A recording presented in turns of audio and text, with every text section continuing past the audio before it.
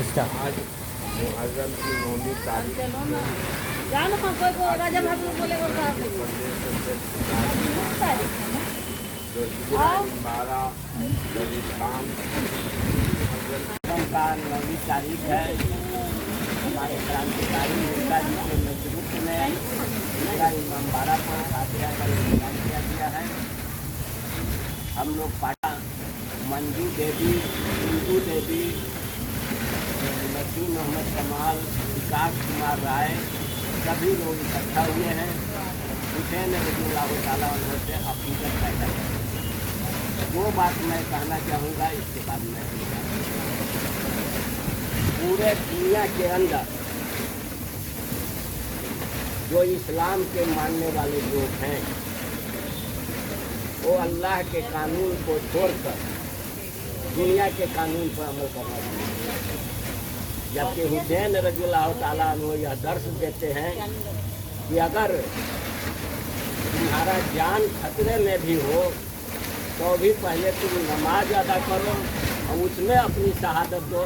ये जालिम जाबिर लोगों के सामने सर न झुकाओ। लेकिन पूरे दुनिया के आलिम दीन आज जालिमों के सामने सर झुका दिया है और अल्लाह के कानून को छोड़कर दुनिया के कानून को माना है। इसका अंजाम दुनिया के मुसलमानों को भोगना पड़ेगा। अगर नहीं समझेगा, उस ईश्वर उस खुदा के रास्ते पर न चलेगा तो उसका अंजाम उसी के साथ होगा, उसी का हक होगा।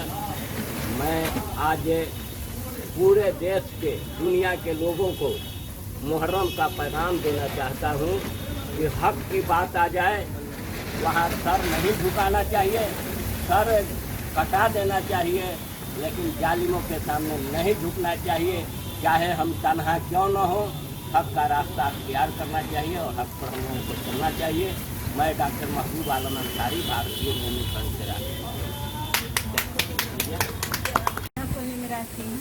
और आज हम 6-7 साल से एक्टिव हूँ भारतीय भूमि पार्टी से। और मेरे गर्जियन राष्ट्रीय अध्यक्ष डॉक्टर महबूब आलम और आज मेरे बिहार प्रदेश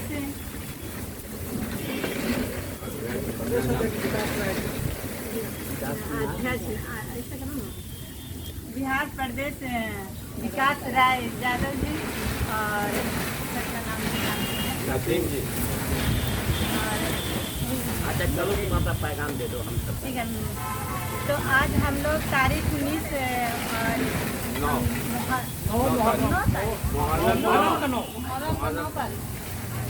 मुहर्रम 9 तारीख और हम लोग सब इकट्ठे हुए हैं।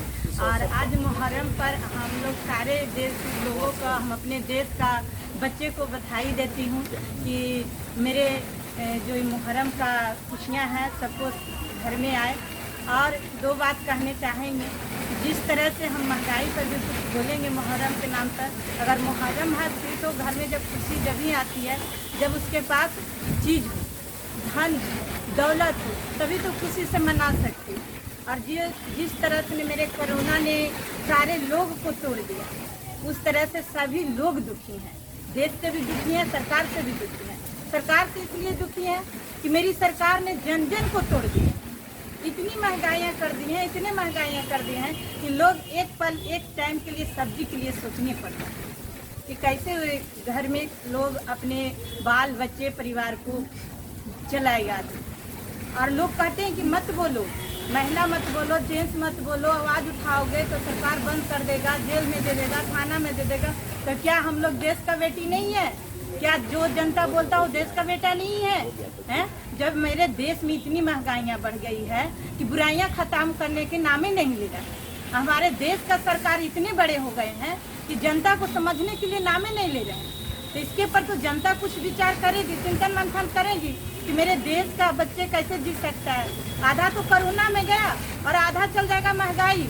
तो सरकार रहेगी, जनता रहेगी, है नहीं तो अगले बार सरकार जीतेंगे कैसे? वोट कौन देगा सरकार को जब ये महंगाई नहीं कम होगा? तो हैं वो टैक्स खाएंगे, बाकी जनता को कौन इंसान को टैक्स खा रहे हैं भाई? जब न प्राइवेट में सैलरी बढ़ेगा नहीं, सरकारी में सैलरी बढ़ेगा नहीं, सरकारी में नौकरी खत्म हो गई, प्राइवेट में जॉब खत्म हो गई, तो क्या हाथ पर हाथ धरकर गरीबों सूट कर सोचेगी? तब उसका गरीबी जाएगी। हमारे सरकार कहते हैं कि देश का गरीब को हम नौकरी देंगे, व्यवस्था देंगे, तो नौकरी और व्यवस्था नहीं दे रहे हैं, वो तो गरीबों के मुहर्रम के नाम पर हटा रहे हैं। आज मुहर्रम के दिन में हम सच बोल रही हूँ और सच बोल रही हूँ। हमारी जो भारतीय मोइन फ्रेंड का पार्टी है, क्यों ना 5 लोग होते हैं सच का बात करते हैं, हमेशा सच की बात की है। और जहाँ की क्यों ना हम लोग दरी पर करें मीटिंग, क्यों ना हम लोग रोड पर करें, ताकि हिंसा की बात नहीं करते हैं, किसी को बुराइयां नहीं करते हैं, किसी को जिलवा शिकवा नहीं करते हैं, किसी को नाम नहीं ले रहे हैं। बाकी देश के लिए जरूर नाम लेंगे, क्योंकि बुरा लगती है। जब देश से बाहर निकलते हैं, रोड पर निकलते हैं, तो बोलते हैं आदमी जो देखता है कि दीदी इतनी महंगी क्यों हो गया है, क्यों नहीं आवाज उठाते। जब सरकार सुनेगी तभी तो हम सुनाएंगे ना। चलिए अब इसी बात को, मुझे इतना टाइम मिला मौका देने के लिए हम सभी लोग को धन्यवाद देते हैं। मेरे नाम इंदु देवी और मैं जय हिंद जय भारती मेरा थी। और आज हम 6-7 साल से एक्टिव हूँ भारतीय मोइन फ्रेंड पार्टी से। और मेरे गर्जियन राष्ट्रीय अध्यक्ष डॉक्टर महबूब आलम, और आज मेरे बिहार प्रदेश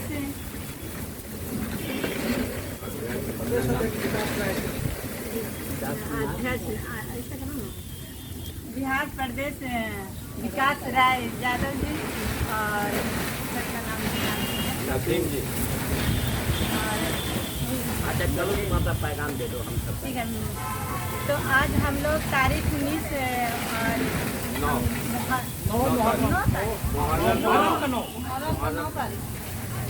मुहर्रम 9 तारीख और हम लोग सब इकट्ठे हुए हैं।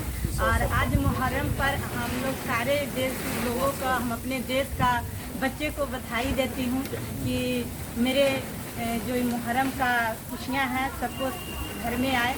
और 2 बात कहने चाहेंगे, जिस तरह से हम महंगाई पर भी कुछ बोलेंगे मुहर्रम के नाम पर, अगर मुहर्रम है तो घर में जब खुशी जब ही आती है जब उसके पास चीज़ हो, धन दौलत हो, तभी तो खुशी से मना सकते। और जिस तरह से मेरे कोरोना ने सारे लोग को तोड़ दिया, उस तरह से सभी लोग दुखी हैं। देश से भी दुखी हैं, सरकार से भी दुखी हैं। सरकार से इसलिए दुखी है कि मेरी सरकार ने जन जन को तोड़ दिया। इतनी महंगाइयाँ कर दी हैं, इतने महंगाइयाँ कर दी हैं कि लोग एक पल एक टाइम के लिए सब्जी के लिए सोचने पड़ता है कि कैसे घर में लोग अपने बाल बच्चे परिवार को चलाएगा। और लोग कहते हैं कि मत बोलो, महिला मत बोलो, जेंट्स मत बोलो, आवाज़ उठाओगे तो सरकार बंद कर देगा, जेल में दे देगा, थाना में दे देगा। तो क्या हम लोग देश का बेटी नहीं है? क्या जो जनता बोलता हो देश का बेटा नहीं है, हैं? जब मेरे देश में इतनी महंगाइयाँ बढ़ गई है कि बुराइयाँ खत्म करने के नाम ही नहीं ले रहे। हमारे देश का सरकार इतने बड़े हो गए हैं कि जनता को समझने के लिए नाम ही नहीं ले रहे हैं। तो इसके पर तो जनता कुछ विचार करेगी, चिंतन मंथन करेगी कि मेरे देश का बच्चे कैसे जी सकता है। आधा तो कोरोना में गया और आधा चल जाएगा महंगाई। तो सरकार रहेगी, जनता रहेगी, है नहीं तो अगले बार सरकार जीतेंगे कैसे? वोट कौन देगा सरकार को जब ये महंगाई नहीं कम होगा? तो है वो टैक्स खाएंगे, बाकी जनता को कौन इंसान को टैक्स खा रहे भाई? जब न प्राइवेट में सैलरी बढ़ेगा नहीं, सरकारी में सैलरी बढ़ेगा नहीं, सरकारी में नौकरी खत्म हो गई, प्राइवेट में जॉब खत्म हो गई, तो क्या हाथ पर हाथ धरकर गरीबों सूद कर सोचेगी? तब उसका गरीबी जाएगी। हमारे सरकार कहते हैं कि देश का गरीब को हम नौकरी देंगे, व्यवस्था देंगे, तो नौकरी और व्यवस्था नहीं दे रहे हैं, वो तो गरीबों के मुहर्रम के नाम पर हटा रहे हैं। आज मुहर्रम के दिन में हम सच बोल रही हूँ और सच बोल रही हूँ। हमारी जो भारतीय मोइन फ्रेंड का पार्टी है, क्यों ना 5 लोग होते हैं सच का बात करते हैं, हमेशा सच की बात की है। और जहाँ की क्यों ना हम लोग दरी पर करें मीटिंग, क्यों ना हम लोग रोड पर करें, ताकि हिंसा की बात नहीं करते हैं, किसी को बुराइयां नहीं करते हैं, किसी को जिलवा शिकवा नहीं करते हैं, किसी को नाम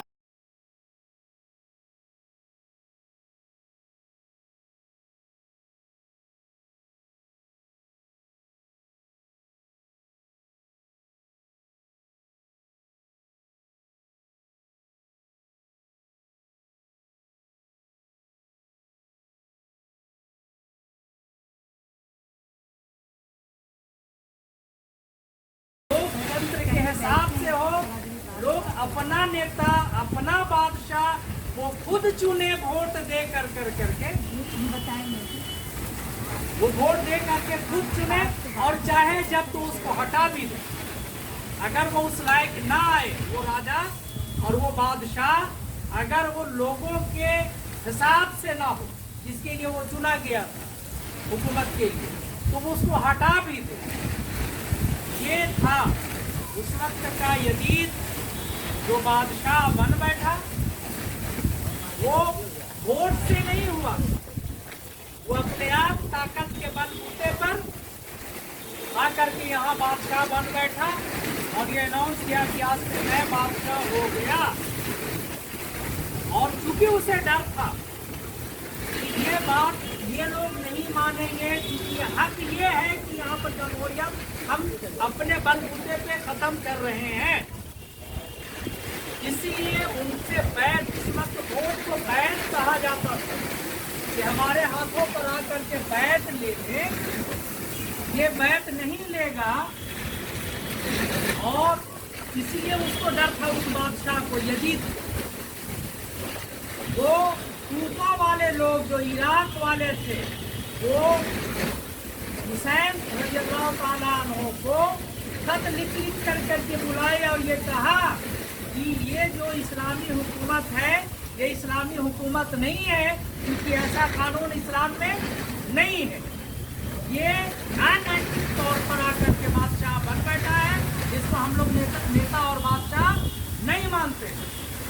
आप चूंकि मोहम्मद सल्लल्लाहु अलैहि वसल्लम के घराने के हैं, आप उनके नवासे हैं, आप आइए और आपके साथ होकर के हम लोग इसके खिलाफ जो तंत्र लागू किया गया है इसके खिलाफ हम लोग लड़े। और चूंकि सचमुच ये था, ये रमजान के 28 तारीख को मदीने से ये सारे लोग रवाना हुए थे उधर से, क्योंकि पहले पैदल चलना पड़ता, पैदल ही जाना होता था, ऊँट पे या घोड़े पे या पैदल। तो जाके मुहर्रम के इस मौके पे वहाँ पहुँचे थे लोग, उनको चारों तरफ से घेर लिया गया कि ये आदमी बैत नहीं दिया, यानी हमको वोट नहीं दिया है, और घेर करके इसी के लिए मजबूर किया जाने लगा कि आप मान जाओ कि वही बादशाह है। इन्होंने कहा कि सर कलम हो जाएगा, हमारे घर के एक एक बच्चा कुर्बान हो जाएगा, शहीद हो जाएगा, लेकिन ये गलत को हम नहीं मानेंगे। और उसी की लड़ाई थी, उसी में उनके 72 जानकार शहीद हुए, उनके घर के 17 लोग शहीद हुए, और आखिर में मोहम्मद सल्लल्लाहु अलैहि वसल्लम के मुहर्रम की 10वीं तारीख को असर के वक्त नमाज के सजदे में उनका सर कलम कर दिया लोगों ने। उससे जो रिजल्ट आया वो वहां पर तो जीत गया, वो वहां पर तो ये जीत गया कि हमने सर कलम कर दिया। जहां पर ये लोग चंद थे, 72 जानिसार थे इनके, और उनके न जाने लाखों सैनिक थे। उसके बाद भी इतनी जंग होने के बाद में ये शहीद हुए, तो वो इस तरह से तो जीत गया कि हमने शहीद कर दिया। लेकिन जो हक बात ये थी कि हम तुम्हारी जो अनैतिक बातें हैं, अनैतिकता जो आई है, उसके आधार पर जो बादशाह तुम बने हो उसको मैं नहीं मानता, यही हक है, और वो बातिल था। ये हक की जीत हुई, जो बातिल की हार हुई, इसी की लड़ाई इन्होंने लड़ा और सारे दुनिया वालों को ये सबक दिया कि जहाँ हक की और बातिल की लड़ाई आमने सामने हो, वहाँ पर हक के साथ हमेशा होना चाहिए, हमेशा होना चाहिए। और इसी को याद करके पूरी दुनिया मुहर्रम को मनाती है और हक के साथ कसम लेती है कि हम लोग हक के साथ हैं। हमारी पार्टी भी भारतीय मोमिन फ्रंट हमेशा गरीब गुरबों, जुल्म जिसके ऊपर किया जा रहा है उसकी, किसी का हक मारी ना हो उसकी, सरकार की अनैतिक नीतियां अगर कोई आती हैं उसके खिलाफ हमेशा हमारी पार्टी की नीति रही है और हमेशा लड़ते रहेंगे। और इस अवसर पर जो मुहर्रम का अवसर है, जिस पर जो उनकी नीति रही है उसी नीति पर हमारी पार्टी चलने की आज ही नहीं, पहले भी वचन देती रही है, आज भी वचन देती है।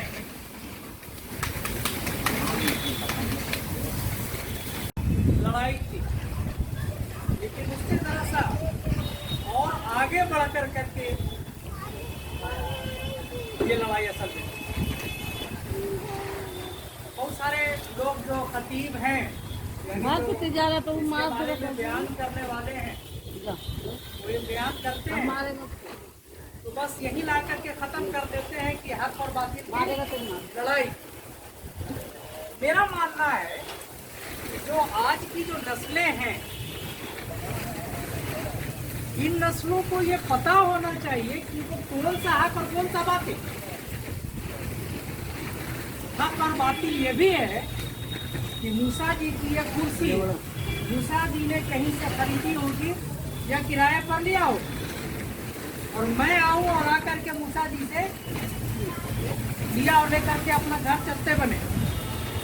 मूसा जी हमसे लड़ाई करना शुरू कर दें, भाई ये मेरी कुर्सी थी, अब इस कुर्सी को आप क्यों ले जा रहे हैं और मैं ले जा रहा हूँ, तो यहीं पर बात हो जाती है। ये हक पर है मूसा जी क्योंकि ये कुर्सी इन्होंने लाया, और मैं बातिल पर हूँ क्योंकि मेरी कुर्सी थी नहीं और मैं उसको ले करके जा रहा हूँ। ये भी हक और बातिल नहीं है।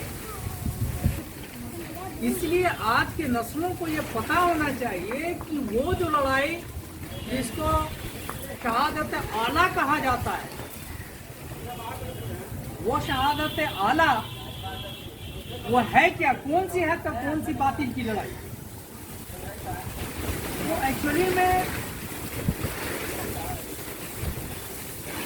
ये जो बानिए इस्लाम मोहम्मद सल्लल्लाहु अलैहि वसल्लम आए इस दुनिया में, जब वो तशरीफ लाए उससे पहले इस दुनिया की जो हालात थे, वो हालात को मैंने कहा नहीं जा सकता है कि इंसानियत के लिए और इंसानों के लिए वो हालात बिल्कुल सही थे। हर तरफ कत्लेआम था, हर तरफ तीन घपट था, हर तरफ गबन था, औरतों के ऊपर जुल्म था, मर्दों के ऊपर जुल्म था, जो कमजोर था उसके ऊपर जुल्म था। इस तरह से पूरी दुनिया में एक जुल्मत सी थी।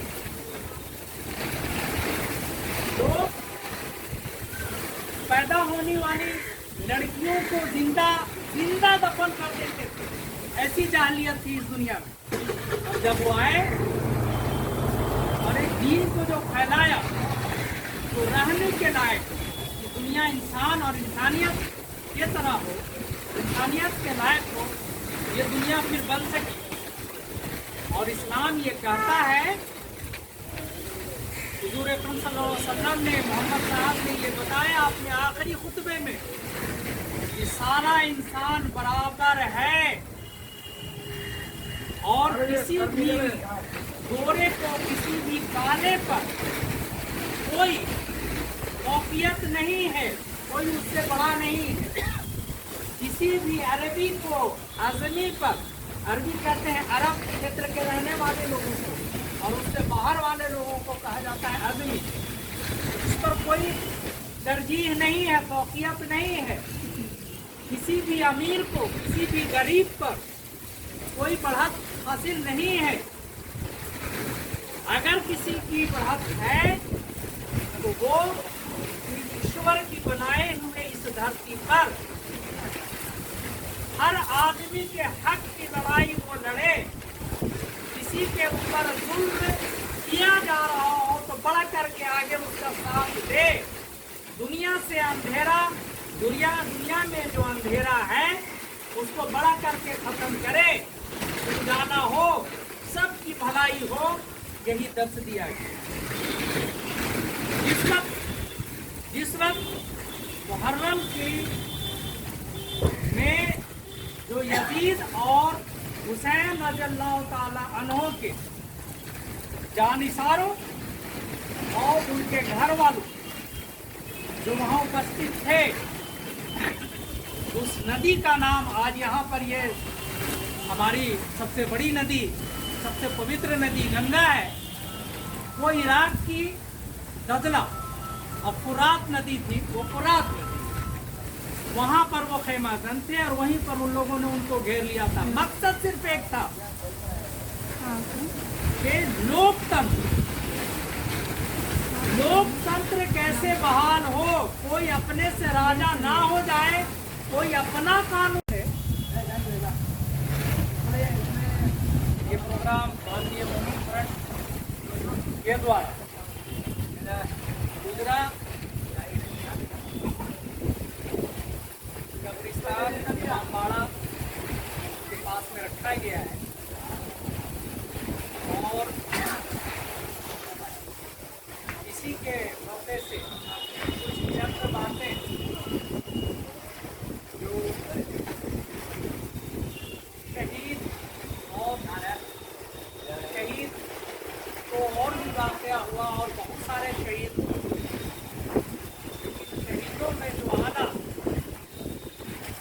शहादत जो आज तक दुनिया की आदम अलैहिस्सलाम से अब तक की रही, वो आला शहादत